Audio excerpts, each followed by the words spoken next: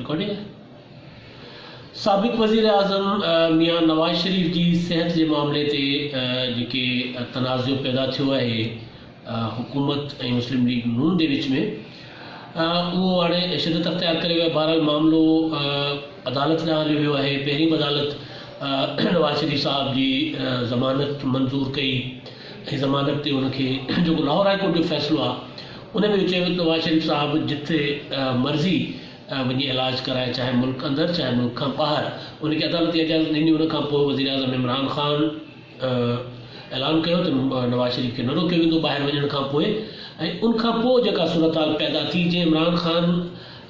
खे जेको हिकिड़ो मौक़ो मिलियो हुयो ऐं पंहिंजो पाण खे हिकिड़ो वॾो लीडर साबित करण जो, उहो इमरान ख़ान साहब विञाए रहियो आहे। यानी उहो इहो थियो त जॾहिं इमरान ख़ान ते हुकूमत जे अंदरां या मीडिया मां या मुखालिफ़ुनि खां जेका तनक़ीद आई इमरान ख़ान ते, उन तनक़ीद बाद इमरान ख़ान साहब जेको आहे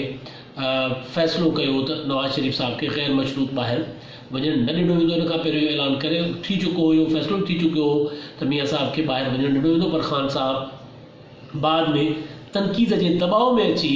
हिकिड़ो मौक़ो विञायो ऐं हाणे थियो इहो आहे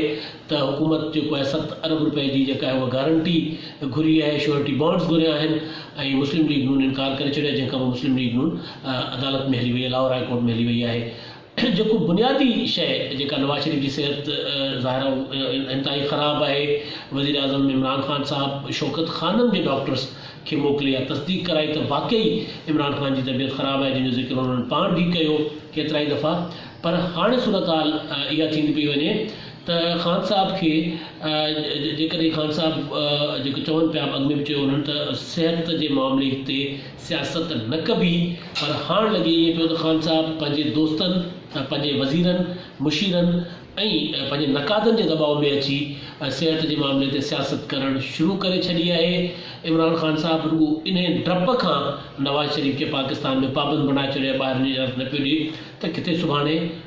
डील जो तासुर न अचे, किथे सुभाणे उन ते इहो तनक़ीद न थिए त ख़ान साहब छाकाणि मुसलसल चवंदा रहिया आहिनि त कंहिंखे डील न ॾिबी, कंहिंखे ढील न ॾिबी, कंहिंखे एनआरओ न ॾिबो, त सिर्फ़ु इन ताने खां या इन बहिणे खां बचण लाइ ख़ान साहब तारीख़ में हिकिड़ो जेको उनखे वॾे लीडर थियण जो मौक़ो मिलियो पिए त हुन पंहिंजे बदतरीन मुखालिफ़ खे बि सज़ा याफ़्ता हुजण बावजूदु अदालत जी इजाज़त मिलण खां पोइ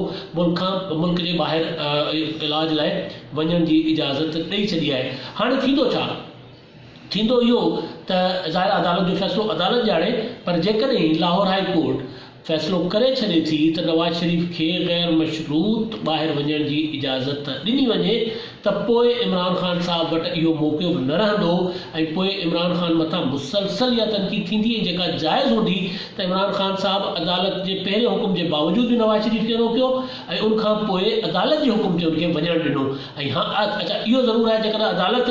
इहो फ़ैसिलो ॾिए थी त नवाज़ शरीफ खे जेको आहे मशरूत इजाज़त ॾिनी वञे, तॾहिं बि ख़ान साहब जो जेको पंहिंजो जेको मौक़ो हुयो ख़ान साहब वटि उहो विञाए छॾियो। माज़ीअ में असां ॾिठो हूंदो त जॾहिं मुशरफ सज़ा याफ़्ता त न हुयो, पर उन बावजूदु मुशरफ खे अदालत में हुकूमत जॾहिं वञी चयो हुयो मुशरफ जे ॿाहिरि वञण ते कोई एतिराज़ न आहे त उनखां पोइ उनखे वञणु ॾिनो वियो त उहो वापसि न आयो। हाणे हीअ मौजूदा हुकूमत अञा ताईं यानी अदालतुनि बार बार मुशरफ खे तलब कनि पियूं, पर जेका हुकूमत अदालत जे हुकुम बावजूदु नवाज़ शरीफ खे ॿाहिरि न पई वञणु ॾिए, उहा हुकूमत अदालत जे हुकुम ते मुशरफ खे ॿाहिरि घुराइण लाइ तयारु कोन्हे। सो इहा शइ बि उथंदी सुभाणे, मुशरफ वारो मामिलो बि उथंदो पैरल नवाज़ शरीफ जे मामले सां गॾु। सो जेको मुंहिंजो ख़्यालु आहे,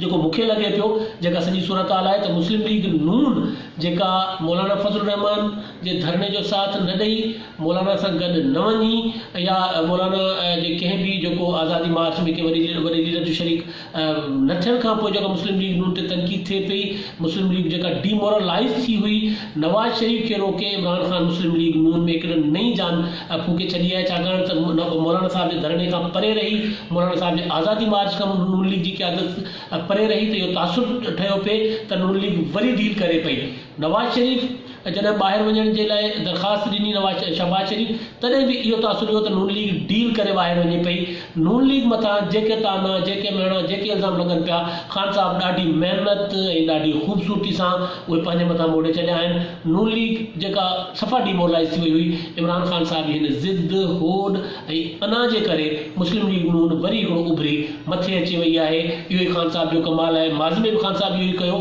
त पंहिंजे मुख़ालिफ़नि खे पाण जेको आहे मथे खणी आयो पियो पंहिंजे फ़ैसिलनि सां, पंहिंजे नाअतबाद अंदेश जेको पॉलिसियुनि सां। ऐं हाणे बि बज़ाहिर लॻे इहो पियो त इमरान ख़ान नवाज़ शरीफ़ खे रोके। नवाज़ शरीफ़ लीडर त हुया ई, पर नवाज़ शरीफ़ जी जेका जमात डिमोरलाइज़ थी वई हुई, उन खे इमरान ख़ान उन में रूह पोखे छॾियो आहे।